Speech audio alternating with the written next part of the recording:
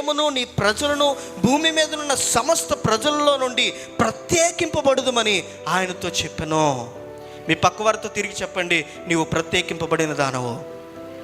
దేవుని యొక్క సన్నిధి మన మీద నిలిచి ఉన్నప్పుడంట నీవు ప్రత్యేకింపబడతావంట.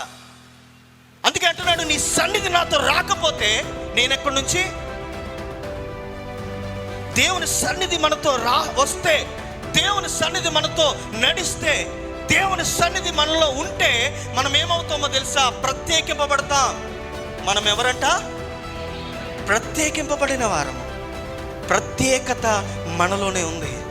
ఎప్పుడైతే దేవుని సన్నిధి నీ మీద నిలిచి ఉంటుందో నీవు ప్రత్యేకింపబడిన దానిగా, ప్రత్యేకింపబడిన వాడిగా మార్చబడతావు. నీవు దేవునితో నడిస్తే, దేవుడు నీతో నడిస్తే, దేవుని యొక్క ఆత్మ నీ వెంట వస్తే నీవు ప్రత్యేకతలోనికి వెళ్తావు.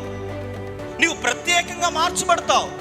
నీ యొక్క వ్యత్యాసము, నీ జీవిత విధానము, నీ జీవిత అనుభవాలు ప్రత్యేకంగా ఉంటాయి. చాలామంది ఏంటి ఈ వ్యక్తి, అసలు ఏంటి ఈ వ్యక్తిలో ఏముంది, ఈ వ్యక్తిలో ఏం పొందుకున్నాడు ఈ వ్యక్తి, ఏం చూశాడు ఈ వ్యక్తి దేవుళ్ళో, ఏం పొందుకున్నాడు? నేను ఇన్ని సంవత్సరాలు చర్చికి వెళ్తున్నాడు కదా, నేను ఇన్ని సంవత్సరాలు దేవుని సన్నిధికి వస్తున్నాను కదా, నేను పొందుకోలేనిది ఈ వ్యక్తి ఏం పొందుకున్నాడు అని ప్రజలు కుళ్ళుకునేలా చేస్తాడు.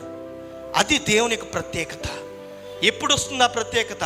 దేవుని సన్నిధి మనపై ఉన్నప్పుడు, దేవుని సన్నిధి మనలో ఉన్నప్పుడు, దేవుని సన్నిధి మనతో ఉన్నప్పుడు, దేవుని సన్నిధి మనతో వచ్చినప్పుడు. హల్లెలూయా, హల్లెలూయా.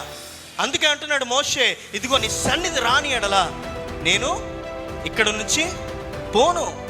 నీ సన్నిధే మమ్మల్ని ప్రత్యేకపరుస్తుంది అన్నాడు. అక్కడ ఆ యొక్క బలిపీఠంలో మరి ఈ మోషే దేవుడితో గడుపుతున్నప్పుడు దూడను వధించి, బంగారు దూడను చేసుకొని వాళ్ళు ఆరాధిస్తున్నప్పుడు, ఒక గుంపు దేవుని ఆరాధిస్తుంటే ఒక గుంపు ఏం చేస్తున్నారు? విగ్రహాలను ఆరాధిస్తున్నారు. అక్కడ ప్రత్యేకత కనబడుతుంది కదా. యెహోషువ దేవుని సన్నిధిలో ఉండి దేవుణ్ణి ఆరాధిస్తున్నాడు, మోషే కొరకు కనిపెడుతున్నాడు. అక్కడ ప్రత్యేకత కనబడుతుందా లేదా? ఇలా మన జీవితాల్లో ప్రత్యేకత కనబడాలి. నీవు దేవుని బిడ్డవి, నీ దేవుని సన్నిధిలో గడుపుతున్న వ్యక్తి అయితే నీ జీవితంలో ప్రత్యేకత కనిపించాలి. నార్మల్ విశ్వాసగా, నార్మల్ క్రిస్టియన్గా ఉన్న వారికి నీకు వ్యత్యాసం కనిపించాలి. అప్పుడు దేవుడు అంటాడు, my dear son, you have come so far. నువ్వు చాలా దూరం నాతో ప్రయాణించావు, నువ్వు ప్రత్యేకింపబడిన దానవు. హల్లెలూయా. నువ్వు ప్రత్యేకింపబడిన వాడు అంటాడు దేవుడు. ఆ ప్రత్యేకత మనలోకి ఎప్పుడు వస్తుందంటే దేవుని సన్నిధి మనతో ఉన్నప్పుడు. కాబట్టి ఈరోజు దేవుని సన్నిధిని మనం వెతకాలి.